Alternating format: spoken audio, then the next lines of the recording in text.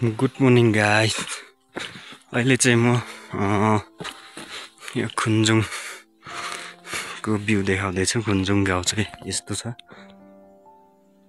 So माथि भर्खर घाम आउँदैछ भने आज चाहिँ एकदमै वेदर क्लियर छ र यहाँ पारि देखियो चाहिँ खुन्जुङ है।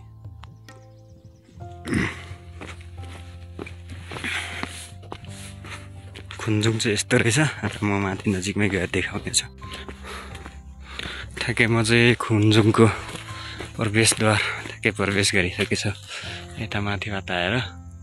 सो सबैभन्दा सुरुमा चाहिँ यहाँ खुन्जुङको चाहिँ स्कुलको कम्पाउन्ड हेर्दो रहेछ होइन। स्कुल यता यहाँ चाहिँ स्कुल रहेछ अनि यता चाहिँ स्कुलको कम्पाउन्ड चाहिँ यो भित्र अनि उता चाहिँ स्कुल रहेछ अनि त्योभन्दा माथि चाहिँ खुन्जुङको गाउँहरू रहेछ है।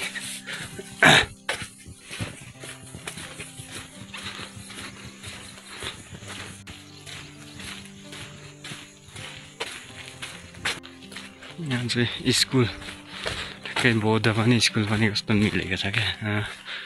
खुन्जुङ सेकेन्डरी स्कुल हेलारी स्कुल रहेछ। हेलारीको स्पोन्सरमा रहेछ यो स्कुल चाहिँ। यताभित्र स्कुल छ। सो स्कुल प्रवेश गर्नलाई चाहिँ गेट यता रहेछ है। स्वागतम माथिल्लो साइडमा तल वेलकम लेखेको छ। नक्साको बारेमा लेखेको रहेछ। सो स्कुल चाहिँ यतै रहेछ।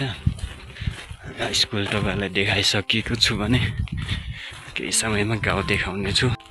सो स्कुलदेखि माथि प्रवेश गरेर यता गाउँ हामी पुग्यो। सो यो चाहिँ वडा कार्यालय जस्तो छ।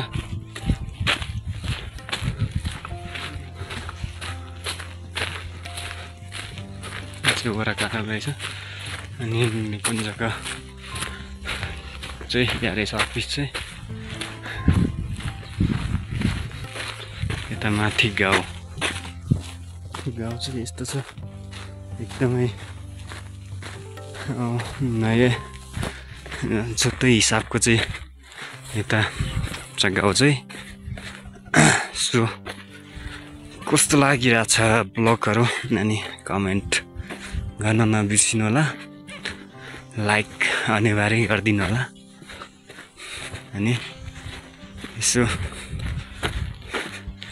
सेयर पनि गरेर सक्दो धेरैभन्दा धेरै सपोर्ट गरिदिनु होला, साथ दिनु होला।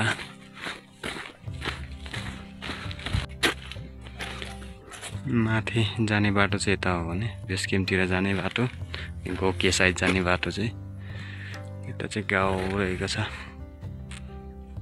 खुन्जुङको बिच गाउँ चाहिँ खासै कुन गाउँलाई भन्ने पातलो पातलो सबैतिर छरेर बसेको छ। म आएको बाटो चाहिँ यता तल स्याङमुजीदेखि आएको भने यता माथि चाहिँ खुन्डे चाहिँ यहाँनिर रहेको छ। अलि घरहरूले छेकेर चाहिँ मजाले खुन्डेको चाहिँ गाउँ देखाउनु पाएको छैन। सो म चाहिँ यता गोकी साइड जाँदैछु र मेरो भिडियो चाहिँ सक्दो सेयर गरेर लाइक कमेन्ट गरेर मलाई फलो गर्नु होला। आजको भिडियो चाहिँ यति नै र अब चाहिँ म माथि गोकेतिरको भिडियो ल्याउने छु। सो तपाईँहरूले कमेन्ट गर्नुपर्ने हुन्छ, लाइक सेयर गर्नुपर्ने हुन्छ र मेरो पेजलाई फलो गर्नुपर्ने हुन्छ माथिको भिडियो हेर्नको लागि चाहिँ। सो यहाँ माथि आमा दाप्लाङ चाहिँ छोपिराखेको छ।